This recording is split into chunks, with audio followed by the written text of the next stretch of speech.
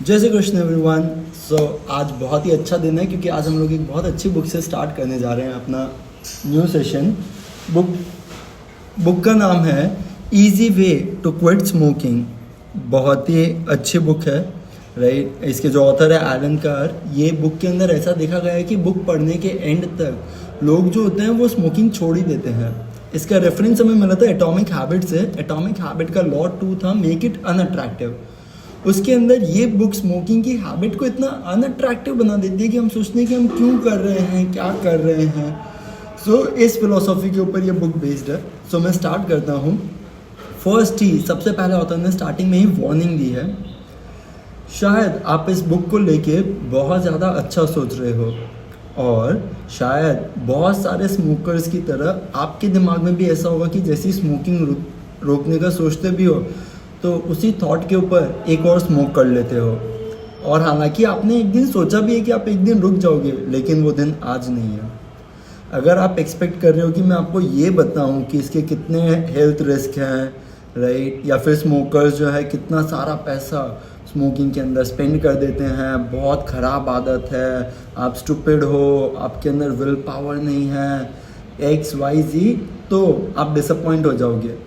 क्योंकि ये tactics author को कभी काम नहीं किए क्विट करने में, और अगर ये हेल्प करने ही वाले होते तो आप क्विट कर चुके होते।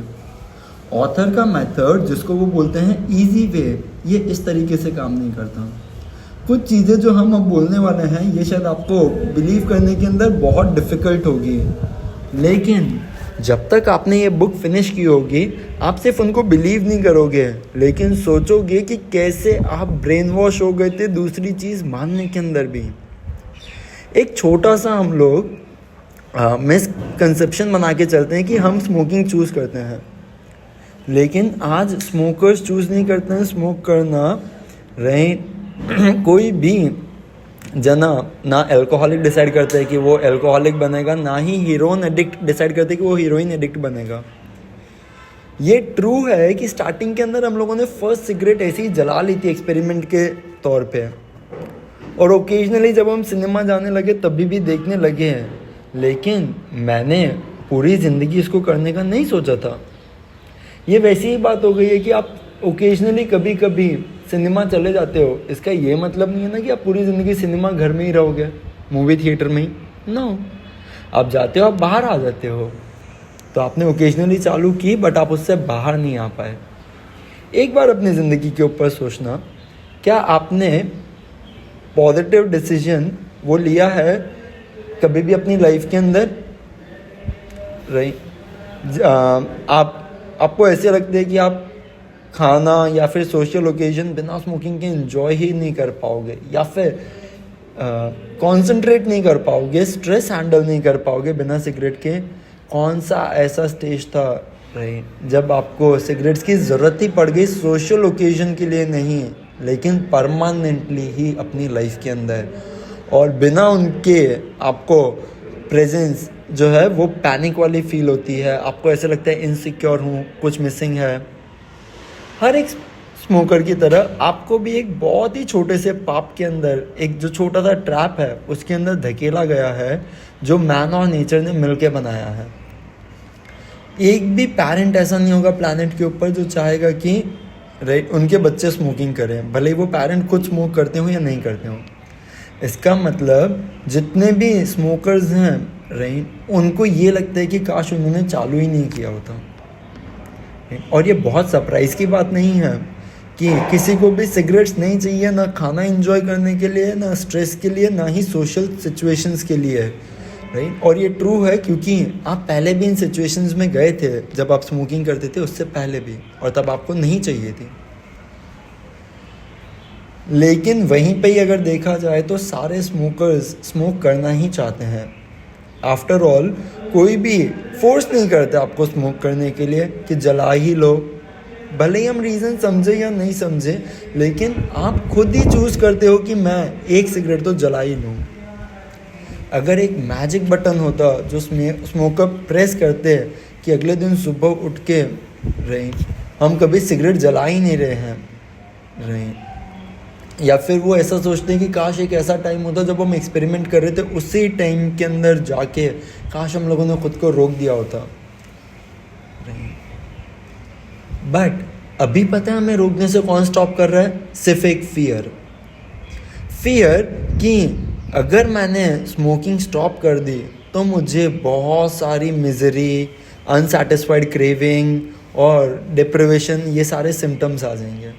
फियर कि कोई भी खाना या सोशल ओकेजन इतना सेटिस्फाइंग और इन्जॉयबल नहीं होगा। फियर कि हम कंसंट्रेट नहीं कर पाएंगे, स्ट्रेस हैंडल नहीं कर पाएंगे, कॉन्फिडेंट नहीं रहेंगे, और ये भी फियर कि हमारी पर्सनालिटी और कैरेक्टर बदल जाएंगे। तो एक ये भी फियर ऑथर बताते हैं सबसे ज़्यादा डीप है कि आप ऐसा सोचते हो कि आप आज तो स्मोकर हो, लेकिन अगर आपने छोड़ दी तो फिर कभी भी नहीं फूंक पाओगे, और वो फीलिंग आप खोना नहीं चाहते हो। नहीं, अगर आपने ऑथर की तरह सारे पुराने तरीके आजमा लिए हैं और फिर भी आप छोड़ नहीं पाए हो, राइट, और ऑथर जिसको बोलते हैं will power method of stopping, नहीं, तो आप उस डर से सिर्फ अफेक्ट ही नहीं हो रहे हो, रेदर अब आप तो कन्विंस हो चुके हो कि आप छोड़ नहीं पाओगे। और अगर आप डर से बहुत ज़्यादा राइट स्ट्रक हो और फील कर रहे हो कि यार आपके लिए छोड़ना सही नहीं है, राइट, तो ऑथर ये आपको बता दे कि ये आपका डर आपको बोल रहा है। वो डर कभी सिगरेट से कम भी नहीं होता है, रेदर वो सिगरेट से ही डेवलप होता है। आपने डिसाइड भी नहीं किया था कि आप कब निकोटिन ट्रैप के अंदर जाओगे, लेकिन सारे ट्रैप की तरह ये भी डिज़ाइन किया गया है ताकि आप ट्रैप्ड ही रहो। खुद से एक बार पूछो, जब आपने स्टार्टिंग में 1-2 बार चालू किया था, तब क्या आपने सोचा था आप इतना लंबा फूकोगे जितने टाइम से आप फूक रहे हो? तो अब आप कब क्यों क्विट करने का सोच रहे हो? कल, अगले हफ्ते, अगले महीने, अगले साल? प्लीज़ खुद के साथ मजाक मत करो। ये ट्रैप डिज़ाइन ही ऐसे किया गया है कि ये आपकी ज़िंदगी को पकड़ के रख ले। आपको क्या लगता है क्यों बहुत सारे स्मोकर क्विट नहीं कर पाते हैं इससे पहले कि उन्हें अपनी लाइफ ही क्विट करनी पड़े? इसी का आंसर हम लोग देखने वाले हैं। और ऑथर बता रहे हैं ये बुक पहली बार पब्लिश हुई थी पेंगुइन हाउस के थ्रू एक 10 ईयर्स पहले। अब तो इस बुक को बहुत साल हो गए हैं, 1973 में पब्लिश हुई थी, और ये बेस्ट सेलर रही है तब से लेके अब तक। और ऑथर के पास 10 साल के फीडबैक हैं, और जैसे ही आप उन्हें पढ़ेंगे फीडबैक वो इन्फॉर्मेशन बताती है जो हम सोच भी नहीं सकते हैं, राइट, कि ये मेथड कितना इफेक्टिव है। तो फीडबैक के अंदर राइट 2 अलग अलग एस्पेक्ट हैं, राइट, जिन्होंने ऑथर को कंसर्न किया है। सेकंड तो ऑथर बाद में शेयर करेंगे। पहला आया है उन लेटर्स के थ्रू। तो लेटर के अंदर ऑथर ने 3 एग्जाम्पल दिए हैं। पहला जो टेस्टिमोनियल है, राइट, मुझे विश्वास ही नहीं था वो सारे क्लेम्स जो आपने किए थे, और मैं माफ़ी मांगना चाहता हूँ, मैंने आप पे शक किया, लेकिन सच्ची में ये इतना ही ईजी और इन्जॉयबल है जैसा आपने बोला था। मैंने इसकी कॉपीज़ अपने स्मोकिंग फ्रेंड्स को, रिलेटिव्स को भी दी है, राइट, लेकिन मुझे समझ नहीं आता कि वो इसको पढ़ते क्यों नहीं है। सेकंड टेस्टिमोनियल, मेरे को आपकी बुक 8 साल पहले एक एक्स स्मोकिंग फ्रेंड से मिली थी, राइट, और मैंने इसको कभी पढ़ी ही नहीं। रिसेंटली मैंने इसको पढ़ी और मेरा एक ही रिग्रेट है पढ़ने के बाद कि मैंने 8 साल तक क्यों नहीं पढ़ी। थर्ड टेस्टिमोनियल, मैंने जस्ट अभी ईजी वे बुक फिनिश की है और 4 ही दिन हुए हैं, लेकिन मेरे को इतना अच्छा लग रहा है, और मेरे को पता है कि मेरे को कभी भी स्मोक करने की अब नीड नहीं है। जैसे ही मैंने आपकी बुक 5 साल पहले स्टार्ट की थी पढ़नी, मैं आधे रास्ते गया और फिर डर गया। मेरे को पता था कि अगर मैंने पूरी पढ़ी तो मुझे रुकना पड़ेगा। बचकानी हरकत थी ना मेरी, but I am happy today. Author अब बोल रहे हैं कि वो पर्टिकुलर जो लेडी है उसकी हरकत बचकानी नहीं है। ऑथर इसको एक मैजिक बटन बोलते हैं। ईजी वे वर्क करती है जैसे कोई मैजिक बटन हो। ऑथर पहले ही बोल रहे हैं कि वो ये क्लियर कर रहे हैं ईजी वे मैजिक नहीं है, लेकिन ऑथर के लिए और बहुत सारे स्मोकर्स के लिए, एक्स स्मोकर बोलेंगे अब उन्हें, उन्होंने फाइंड किया कि बहुत इजी और इन्जॉयबल होता है क्विट करना, एकदम जादू की तरह लगता है। और ये वार्निंग है, हमारी सिचुएशन जो है ना वो मुर्गी और अंडे की तरह है। हर एक स्मोकर छोड़ना चाहता है और हर एक स्मोकर ये फाइंड करता है कि ईजी और इंजॉयबल भी है छोड़ना, लेकिन सिर्फ फियर ही है जो स्मोकर को रोकता है क्विट करने से, राइट। और सबसे बड़ा गेन जो आपका इस जर्नी से होगा वो होगा उस डर से छुटकारा पा लेना। लेकिन आप उस डर से तब तक छुटकारा नहीं पाओगे जब तक आप बुक कंप्लीट नहीं करते हो। और अगर उल्टे तरीके से क्यों बोलें तो जो लेडी थी थर्ड एग्जाम्पल के अंदर, वो फियर और बढ़ गया होगा जैसे जैसे आपने बुक पढ़ी, और इसकी वजह से आप बुक शायद ख़त्म नहीं करना चाहते हो। आपने इस ट्रैप के अंदर गिरना कभी भी डिसाइड नहीं किया था, लेकिन अपने माइंड में क्लियर रहे कि आप इससे तब तक नहीं निकल सकते हो जब तक आप एक पॉजिटिव डिसीजन ना लो। आपको ऑलरेडी लग रहा होगा राइट कि यार छोड़ने की बात सुनते ही मेरे को तो थोड़ा सा स्ट्रेन आ रहा है, लेकिन अगर आप देखोगे राइट तो आप रियलाइज़ करोगे आपको इस बुक को पढ़ के कुछ भी लूज़ नहीं करोगे आप। You have got nothing to lose. अगर आपको बुक के एंड में आप डिसाइड करते हो आपको स्मोक करना है तो कोई आपको नहीं रोक रहा है। आपको इनफैक्ट कट डाउन या स्मोकिंग स्टॉप भी नहीं करनी है जब तक आप बुक पढ़ रहे हो।